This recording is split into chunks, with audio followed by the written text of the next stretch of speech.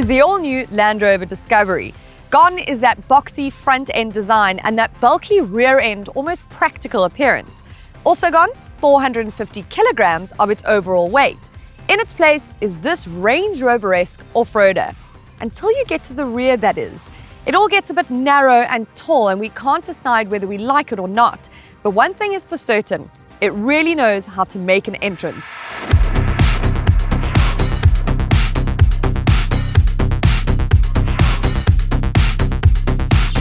This is the turbo diesel model, and it's the one to go for considering the fuel saving and the extra torque you get from it.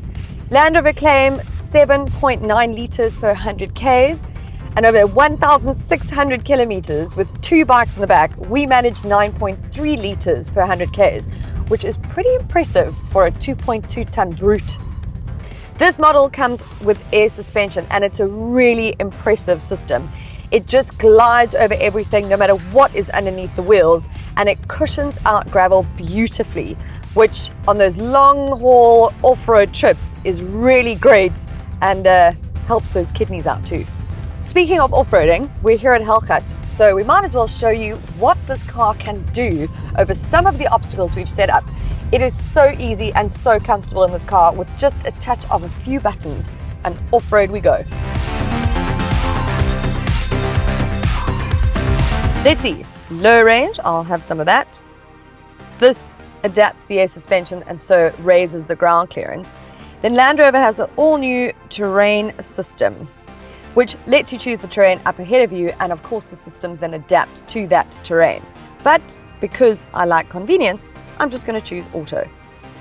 It really is that simple. It takes all the hassle and nervousness out of going exploring.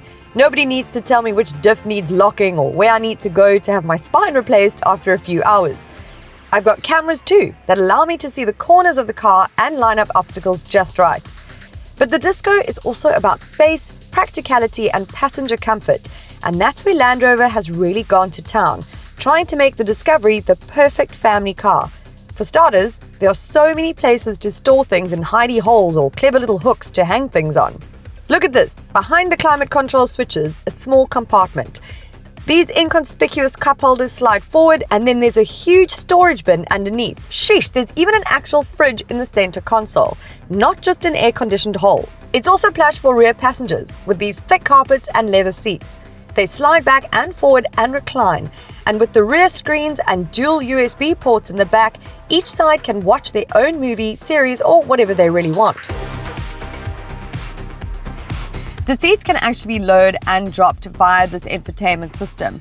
And while it's jam-packed with features such as navigation, camera, towing assist, and media playing options, it can be frustratingly slow, and it needs quite a strong touch to get things done. Then there's the price. It's hefty to say the least. For this turbo diesel with air suspension, and you want air suspension, you're looking at 1.1 million rand with 4 options. Then for this mid-spec HSC model, it starts at 1.2 million rand. It's expensive whichever way you look at it.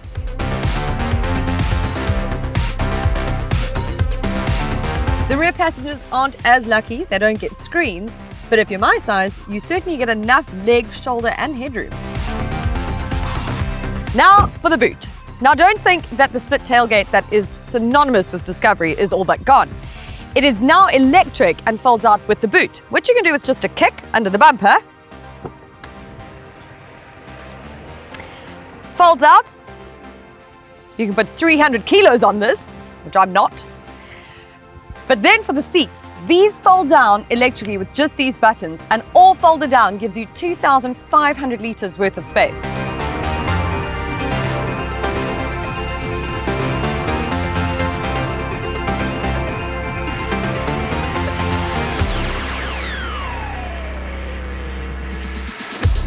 But then maybe we're thinking about this the wrong way, because the new Discovery does everything.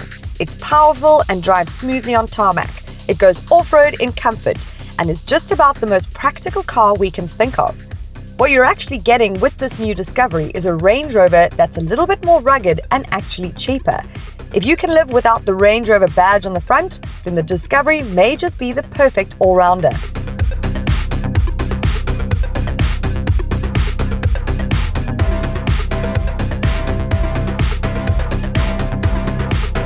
Let us know what you think in the comments below.